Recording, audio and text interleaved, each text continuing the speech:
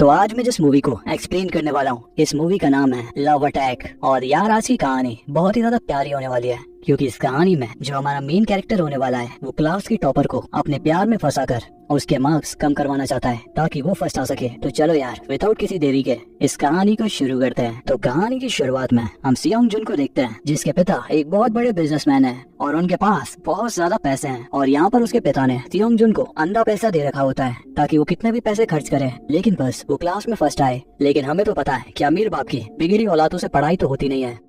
लेकिन यहाँ पर सियोंग जुन का केस थोड़ा अलग होता है, जहाँ पर उसके पिता अमीर तो हैं और उसे हर एक चीज देते भी हैं। और तो और यहाँ पर सियोंग जुन बहुत ज्यादा पढ़ाई भी करता है ताकि वो अपनी माँ बाप की चाहतों को पूरा कर सके। और यहाँ पर हम देखते हैं कि सियोंग जुन हर दिन बेमन से 4 बजे उठ जाता है और बहुत ज्यादा पढ़ाई करता है। और उसकी जिंदगी बस फर्स्ट आने के चक्कर में चल रही होती है कि बस वो एक दिन फर्स्ट आ जाए। और इसी वजह से वो इतना स्ट्रिक्ट शेड्यूल फॉलो कर रहा होता है और इतने स्ट्रिक्ट रूटीन को फॉलो करने की वजह से वो काफी ज्यादा चिड़चिड़ा भी हो गया होता है, क्योंकि वो काफी समय से सुबह 4 बजे उठ रहा है लेकिन फिर भी वो फर्स्ट नहीं आ पाता। अब यहाँ पर वो यही बात कर रहा होता है, लेकिन तभी उसका दोस्त उससे कहता है क्लास की टॉपर क्वीन अब्रॉड जाने वाली है, तो अब तुम सेकंड नहीं फर्स्ट आओगे। और ये बात सुनकर दोनों भी काफी खुश हो जाते हैं। लेकिन तभी कैंग क्वीन जुन को देखता है जो कि कॉलेज में भागती हुई आ रही होती है और उसे देखकर दोनों की उम्मीदों पे पानी फिर जाता है। और अब यहाँ पर आज कॉलेज में फ्रेशर पार्टी भी रखी गई होती है, जहाँ पर आज कॉलेज में कई नई स्टूडेंट्स भी आई होती हैं। और यहाँ पर सियोंग जुन और उसके दोस्त उन्हीं से मेल मिलाप कर रहे होते हैं। और यहीं पर सियोंग जुन जीसू नाम की एक लड़की से मिलता है जो कि दिखने में काफी खूबसूरत होती है। लेकिन यहाँ पर जीसू के बर्ताव से हम ये साफ देख पाते हैं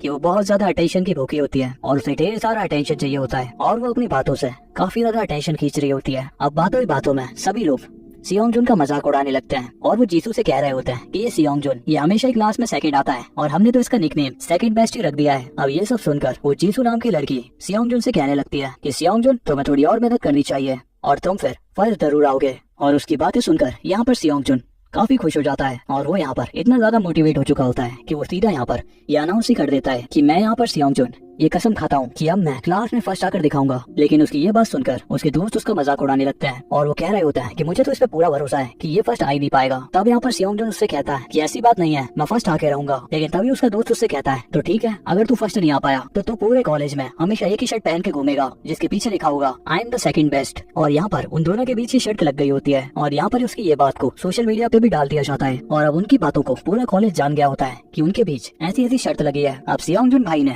जीसू की खूबसूरती देखकर ये वादा तो कर दिया होता है कि भाई फर्स्ट आएंगे, लेकिन अकेले में उसे खुद के ऊपर भी भरोसा नहीं है कि वो ऐसा कर पाएगा। और वो यहाँ पर टॉयलेट में अपने दोस्त के साथ रो रहा होता है कि आखिर अब मैं क्या करूंगा। और तभी यहाँ पर उसका दोस्त उसे बताता है कि यार क्वीन जुन अपनी पढ़ाई के साथ पार्ट टाइम जॉब भी करती है और इसके बावजूद भी वो क्लास में टॉप कर लेती है। अब ये बात सुनकर सियोंग जुन और भी ज्यादा टेंशन में आ गया होता है और वो सोच रहा होता है कि आखिर कोई इतनी सारी पार्ट टाइम जॉब करने के बाद आखिर कोई टॉप कैसे कर सकता है, आखिर वो पढ़ कैसे लेती है इतना। अब उसे इतना रोता हुआ देखकर उसका दोस्त उसे एक एडवाइस देता है कि दुश्मन को हराने के सिर्फ 2 तरीके होते हैं, या तो युद्ध में उसकी जान ले लो या तो उसे अपने प्यार के जाल में फंसाकर उसे खत्म कर दो। और पहला वाला तो तुम करने से रहे तो दूसरा वाला काफी आसान है, तो यही कर दो। और वो कहता है कि उससे तुम इतनी ज्यादा मीठी मीठी बातें करो कि वो तुम्हारे प्यार में पागल हो जाए और इस तरीके से उसका पढ़ाई में से ध्यान हट जाएगा और उसकी मेंटल हेल्थ बिल्कुल ही उड़ जाएगी। अब उसकी बात सुनकर सियोंग जुन उससे कहता है कि तुम्हारा प्लान तो काफी ज्यादा खतरनाक है, लेकिन इसे ट्राई करने में आखिर जाता क्या है। तो यहाँ पर अगले दिन सियोंग जुन क्वीन जुन के लॉकर में चॉकलेट के साथ एक लेटर रख देता है और उस नोट पर लिखा होता है कि तुम्हारी खूबसूरती ने मुझे घायल कर दिया है और मैं तुम्हें बहुत ही ज्यादा पसंद करता हूँ, तो प्लीज मेरी हो जाओ। लेकिन यहाँ पर क्वीन जुन उन सारी चीजों को वापस से लॉकर में रख देती है और वहाँ से निकल जाती है। और ये सब यहाँ पर सियोंग जुन ऊपर से ही देख रहा होता है, लेकिन अब उसे लग रहा होता है कि प्लान में थोड़ी कमी रह गई। तो इस कमी को पूरी करने के लिए वो शाम को उससे मिलता है और उसके सामने जाकर सीधा कह देता है कि सुनो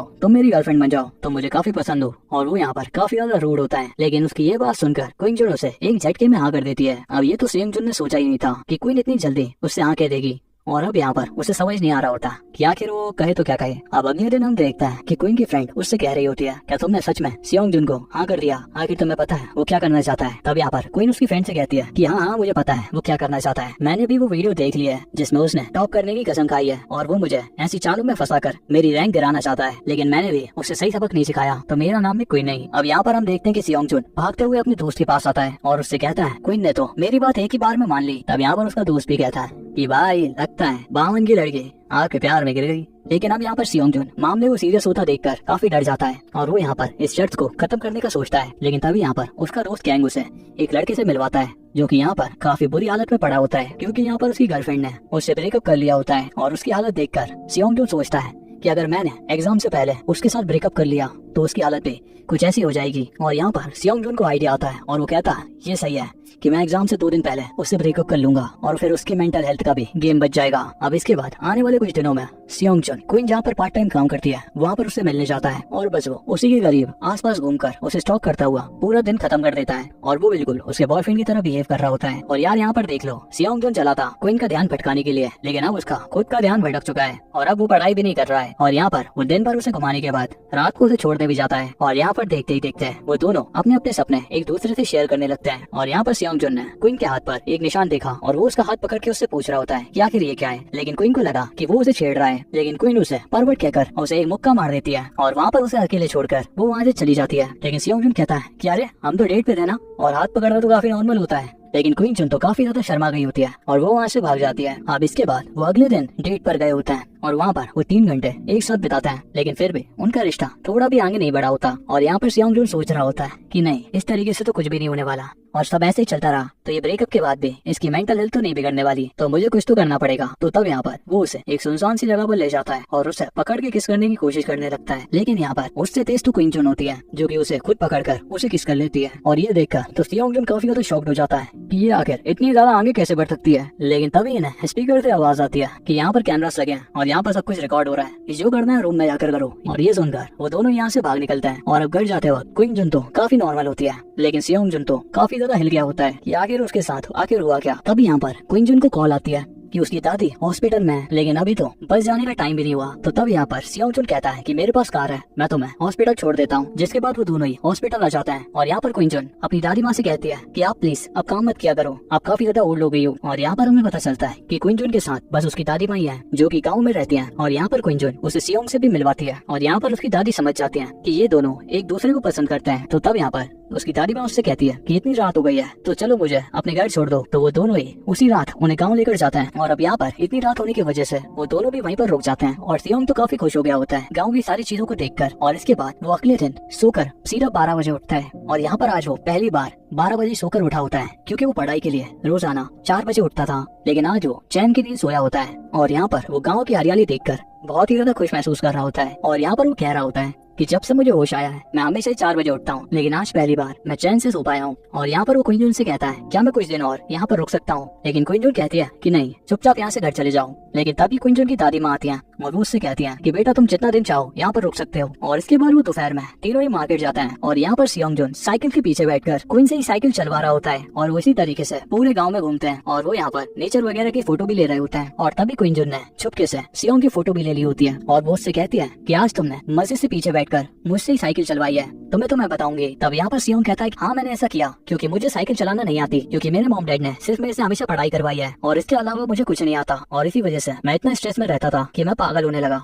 लेकिन अब मुझे गाँव में आकर बहुत ही अच्छा लग रहा है कि आखिर कितनी शांति है यहाँ और यहाँ पर कितना अच्छा लगता है और मुझे तो अब हमेशा के लिए यहीं पर रहना है। लेकिन क्वीन बोलती है कि मेरे साथ तो बिल्कुल ही उल्टा है और मैं तो इसीलिए इतनी पढ़ाई कर रही हूँ ताकि मैं एक अच्छी सी नौकरी लेकर इस सड़े से गांव से बाहर निकल सकूं, क्योंकि बड़े शहर कितने बढ़िया होते हैं। और यहाँ पर वही बात हो गई होती है, जिसके पास जो चीज है उसे उसकी कदर नहीं होती और सबको वो चीज चाहिए होती है जो उनके पास नहीं है। जो लोग शहर में रहते हैं उन्हें गाँव पसंद आता है, वहाँ की शांति पसंद आती है और वो भीड़ भड़ाके से अलग रहना चाहते हैं। लेकिन वहीं पर जो लोग गाँव की शांति में रहते हैं उन्हें शहर की तेजी रंग ढंग पसंद आते हैं। हालांकि दोनों ही जगहों के अपने अपने फायदे नुकसान रहते हैं। अब इसके बाद अगले दिन क्वीन की दादी माँ ने सियोंग की काफी तारीफ करी और वो सियोंग से कहते हैं कि बेटा सेकंड आना भी कोई छोटी बात नहीं होती, ये भी काफी बड़ी बात होती है। और ना जाने कितने ही लोग सेकंड आने के लिए भी तड़पते हैं, लेकिन फिर भी वो सेकंड नहीं आ पाते। और यही कहते कहते वो यहाँ पर सियोंग के हाथों में कुछ पैसे देती है, जैसा की हमारे यहाँ पर भी दिया जाता है। और इसके बाद यहाँ पर सियोंग वापस से शहर में आ जाता है और यहाँ पर सियोंग उसे ढूंढने के लिए निकला होता है और वहीं पर उसे मिल जाती है वो जीसू नाम की खूबसूरत लड़की। और वो यहाँ पर सियोंग से कहती है कि आखिर तुम आजकल कहाँ पर रहते हो और कहीं तुम उस स्मार्ट गर्ल के साथ डेटिंग वगैरह तो नहीं कर रहे, क्योंकि सोशल मीडिया पे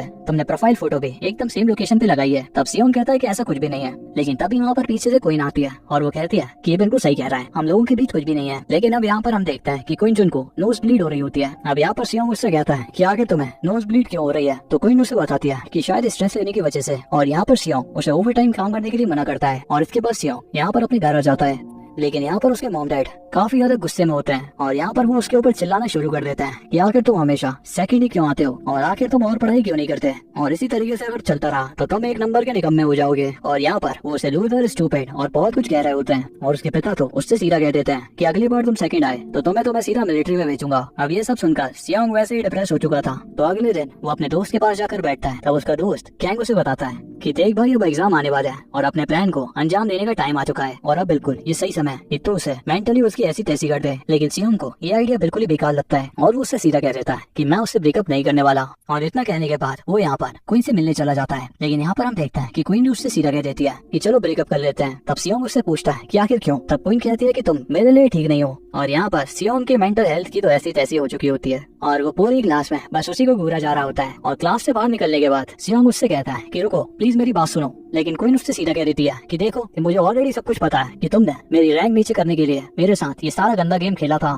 तो अब चुपचाप यहाँ से निकल जाओ। तब यहाँ पर सियोंग उससे कहता है कि देखो तुम सच कह रही हो, मैंने ऐसा सब कुछ किया था क्योंकि मैं बार बार सेकंड आकर पागल हो गया हूँ। तब यहाँ पर क्वीन उससे कहती है कि आखिर तुम्हें किस बात की परेशानी है, आखिर तुम इतने मरे क्यों जा रहे हो फर्स्ट आने के लिए। ना तो तुम्हारे ऊपर मेरी तरह कोई कर्जा चढ़ा हुआ है और ना ही तुम्हारे पास कोई पैसे की कमी है कि तुम्हें स्कॉलरशिप की जरूरत हो जितनी की मुझे, तो आखिर फिर तुम फर्स्ट कमाना चाहते हो। तब यहाँ पर सियोंग उससे कहता है कि पैसे में से सब एक तरफ, तुम्हें मेरी फैमिली के बारे में कुछ भी नहीं पता और मुझे फर्स्ट आना ही होगा, ये बस फैमिली प्रेशर की बात है। लेकिन क्वीन उसकी बात नहीं सुनती और यहाँ पर अब कुछ दिन बीत गए होते हैं और अब यहाँ पर एग्जाम रिजल्ट आता है और आज यहाँ पर पहली बार सियोंग ने टॉप किया होता है और सभी लोग यहाँ पर उसे चीयर कर रहे होते हैं। और तभी यहाँ पर वो खूबसूरत जीसू नाम की लड़की आकर सियोंग को कांग्रेचुलेट करती है और कहती है कि देखो मैंने कहा था ना कि तुम अगर थोड़ी और मेहनत करो तो तुम भी फर्स्ट आ सकते हो, और देखो तुमने कर दिखाया। लेकिन यहाँ पर तो सियोंग अलग ही दुखी होता है क्योंकि क्वीन फेल हो गई होती है। और यहाँ पर जीसू ये देखकर काफी ज्यादा गुस्से में आ गई होती है कि सियोंग उसकी बात सुन ही नहीं रहा होता और वो यहाँ पर उसके ऊपर चिल्लाकर चली जाती है। और यहाँ पर हम देखते हैं कि सियोंग की मॉम बहुत ही खुश होती है और यहाँ पर सियोंग भी अपने मॉम डैड के साथ डिनर करने के लिए आया होता है अपने फर्स्ट प्लेस आने की खुशी में। लेकिन तभी यहाँ पर डिनर करते वक्त